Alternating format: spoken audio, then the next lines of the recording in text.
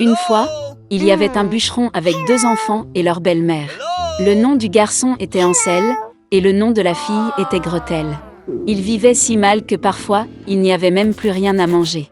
Et puis un soir, il se coucha dans son lit, se demandant comment nourrir davantage les enfants. Sa femme lui a conseillé d'avoir des enfants dans la forêt, d'allumer un feu, de donner un morceau de pain à chacun et de les laisser là. Tous les 4 ne meurent pas de faim. Mais le bûcheron n'était pas d'accord. Et jusque-là, sa femme l'a persuadé qu'il était finalement d'accord. Et les enfants, à cause de la faim, ne pouvaient pas dormir non plus et ont entendu tout ce que leur belle-mère disait à leur père. Et quand les parents se sont endormis, Ansel s'est secrètement précipité hors de la maison. La lune brillait et les pierres blanches brillaient comme des pièces de monnaie. Ansel en a empoché autant qu'il pouvait. Puis il est rentré chez lui et les enfants sont allés se coucher.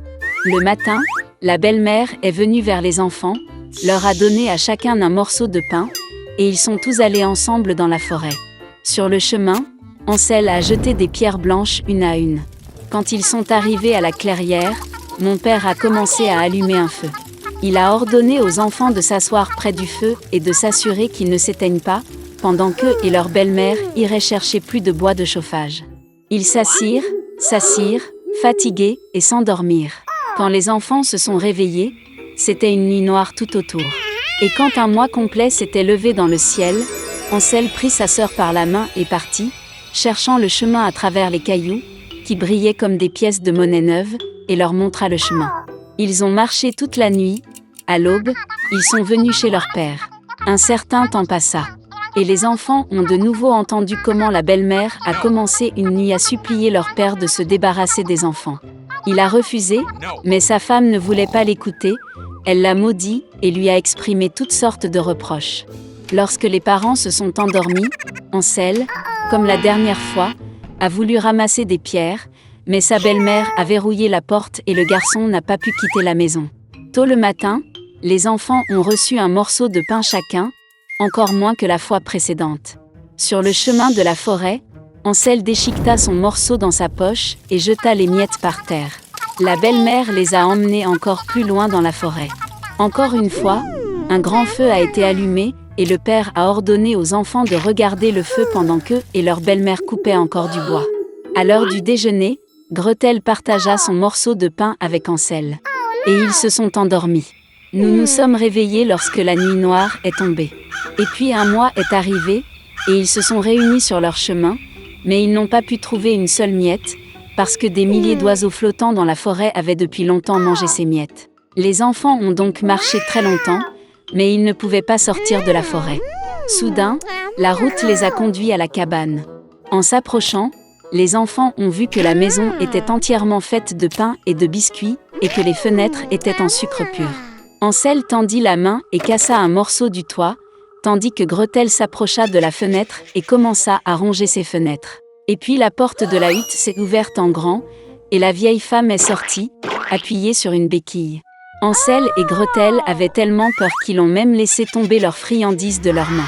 Et la vieille femme a été gentille et les a invités à sa hutte. Il y avait déjà de la nourriture abondante sur la table, du lait, des biscuits, des pommes et des noix. Après le dîner, la vieille femme fit 2 lits propres pour les enfants, et Ansel et sa sœur pensèrent qu'il était au paradis.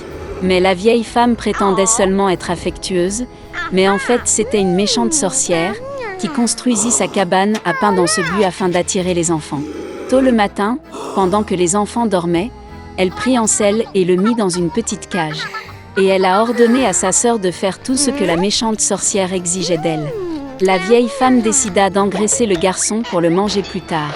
Gretel a donc commencé à cuisiner les plats les plus délicieux pour Ansel, et elle-même n'a eu que des restes.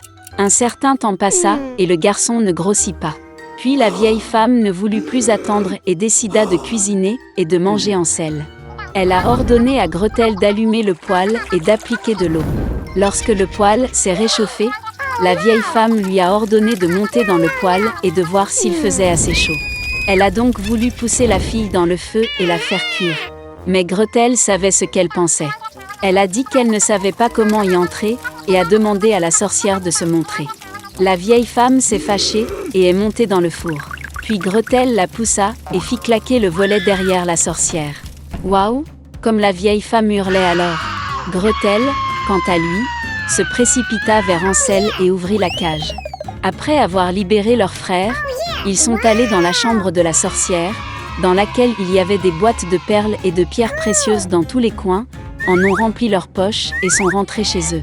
Pendant plusieurs jours, les enfants cherchaient le chemin du retour.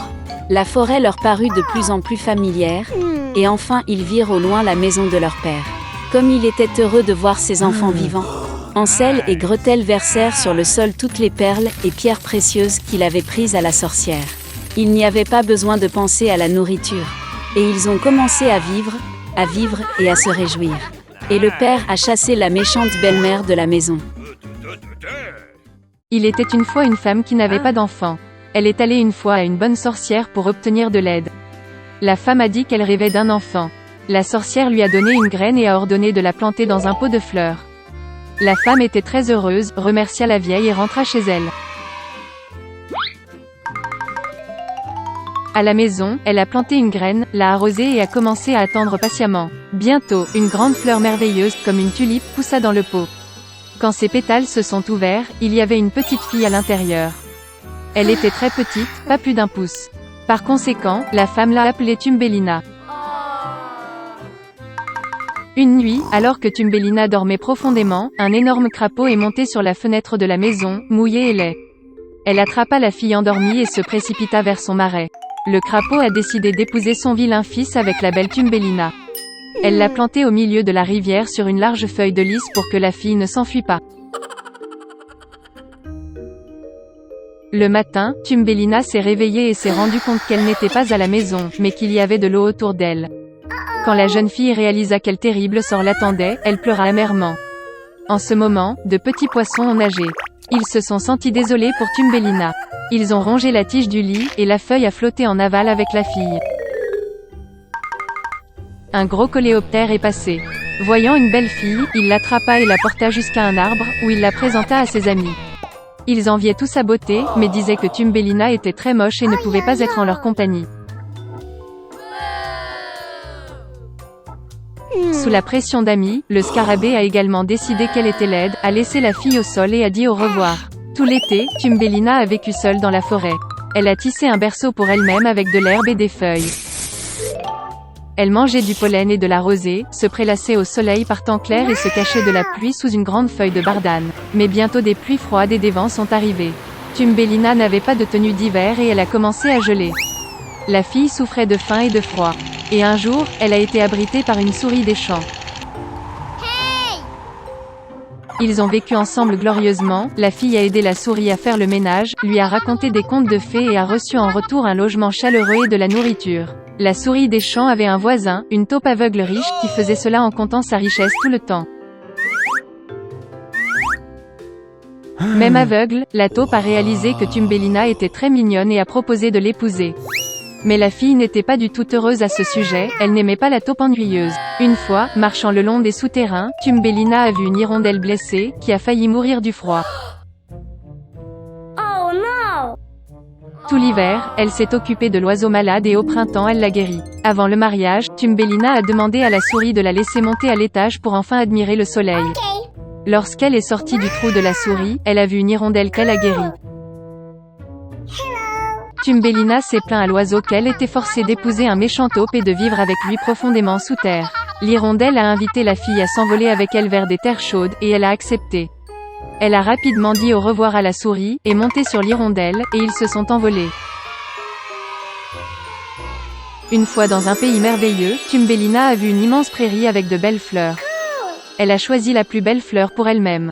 Soudain, elle vit dans la fleur le même petit homme comme elle, seulement avec des ailes. C'était le roi des elfes. Et un elfe vivait dans chaque fleur. Le bel elfe n'a jamais vu une fille aussi petite que lui, et même aussi belle. Il est immédiatement tombé amoureux de Thumbelina et l'a invitée à devenir sa femme, la reine des elfes et la reine des fleurs. Après toutes ces aventures, la jeune fille était heureuse d'entendre une telle offre du charmant prince.